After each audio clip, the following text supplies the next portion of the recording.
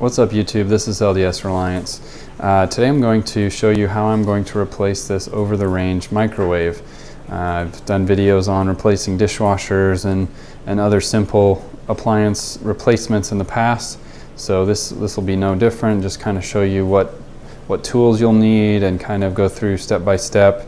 It's probably going to be a little bit different for your application, but if you watch this you'll probably get a good idea of what you'll need to do.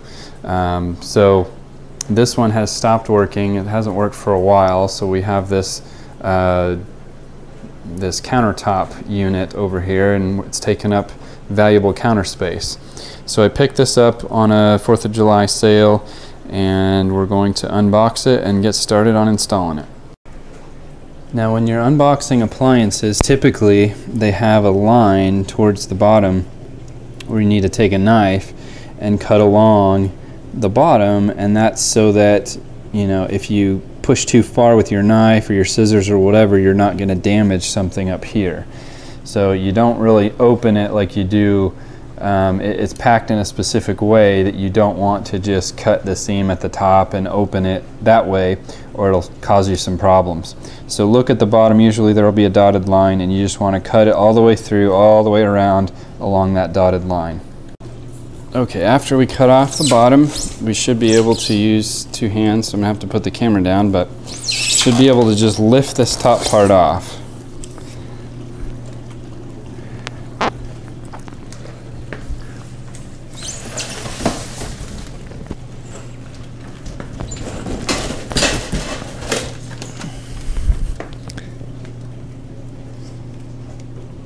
And there we go.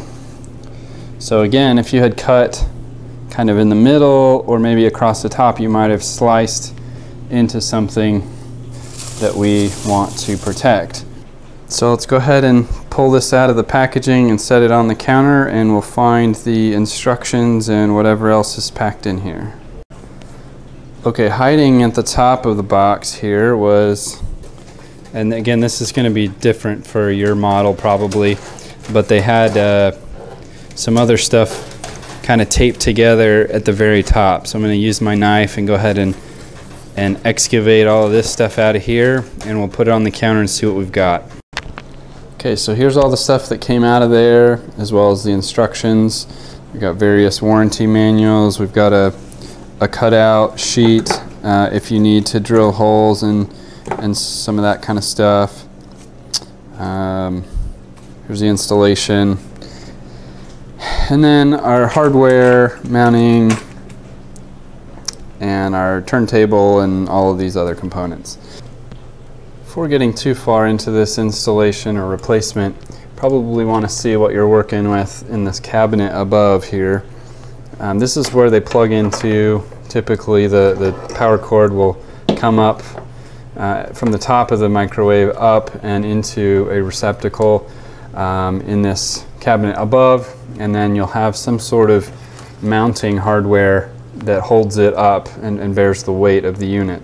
So I don't know what yours is going to look like, but I'm going to go ahead and remove this unit, and whatever you have to do to remove that unit, but typically it's going to be attached from the top. Okay, hopefully that wasn't as big a pain in the butt for you as it was for me. And now my hands are all greasy. That's pretty disgusting. Anyway, what you're left with is this back mounting plate. Now we have our own from the new one, so we're going to need to remove this. It's going to be specific to the old model, so it's just going to be attached with screws into the studs. So just find the screws. This one's only got 4, it looks like, and remove them, take the plate off. Okay, you'll notice that I don't have any ducting, vertical ducting or horizontal ducting out the back of this. The builder of this home decided he wanted to cut a corner and not install anything fancy for me. So what that means is, luckily I don't have to do anything here because my particular model comes equipped for recirculation, which means it's going to push the air back out into the room. Now that's not ideal, but I don't have any choices. I'm not going to cut any holes in the outside of my house today. So, but if you had horizontal, meaning you had a duct right behind the unit, then you would need to follow a procedure to open this up and redo the shrouds and everything so that your air, when you vent, goes out the back. If you had vertical, you would follow a procedure to take this apart and route the air upward into, you know, a big round duct above your unit. So follow the instructions in your model for whichever application, but for my purposes, I'm just going to go straight into mounting this. Okay, before we mount this plate, we need to do a couple things. Number one, we need to figure out where the studs are. Now, whoever installed this before on my part did not find the stud here. They were able to get it on this side. These two holes were, or screws were in a stud, but on this side they just went right into naked drywall, and that's not ideal. So I've taken, where is it? My stud finder, and I've searched and I've found that there's a stud right here. So you mark that, and what you're going to want to do is draw a line with a pencil down the center of that stud so that you can put multiple screws in that stud, and same thing on the other side.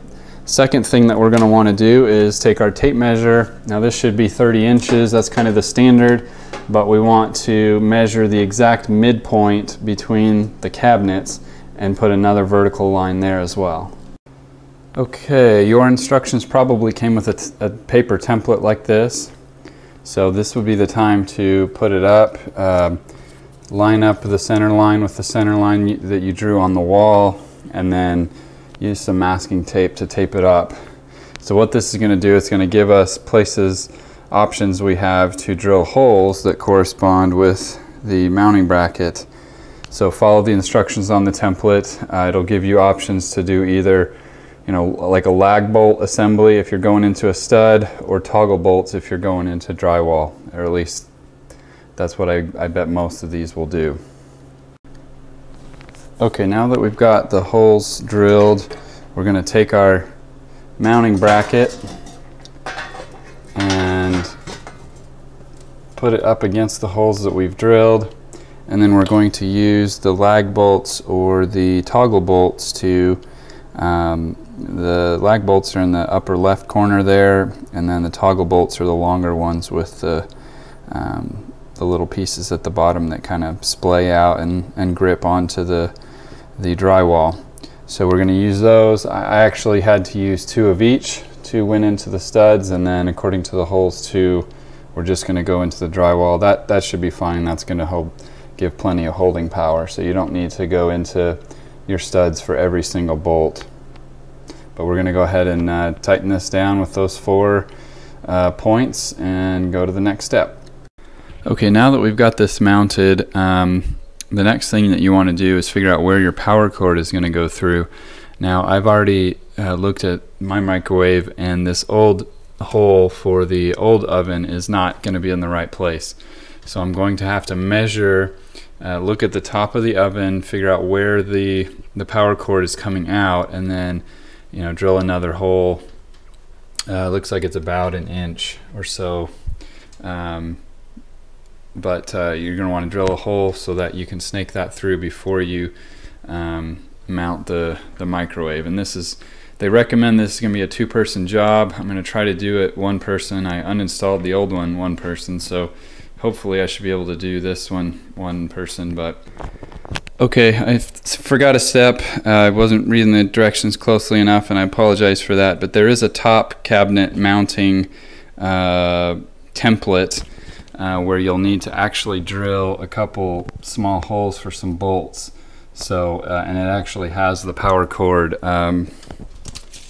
hole marked out on it for you. So you probably will want to use that. I apologize that I didn't mention that. I'll put a little text bubble up to make sure that you look for that in your instructions before you just start measuring and cutting holes, because you may be off a little bit. Hopefully I'm not off. I was able to find this before I got too far, but anyway, the holes are cut now, so I'm going to go ahead and grab the microwave and get it mounted.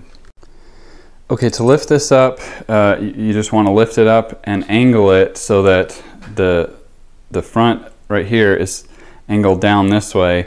Put the back of the microwave on these little tabs. Your mounting bracket will have something similar to that, some sort of something to hold it while you have it angled. Then you snake the cord through the hole, and then there will be some bolts that you're going to want to attach down through the holes you drilled and into some little recessed threaded threads there, I guess, in the microwave. So once again, this is probably a two-person job. I'm going to do it one person. It doesn't look that hard, and show it to you when it's done. Okay, the last thing we need to do literally is plug the thing in. So snake your cord up into the top and plug it into its outlet, and you will have power.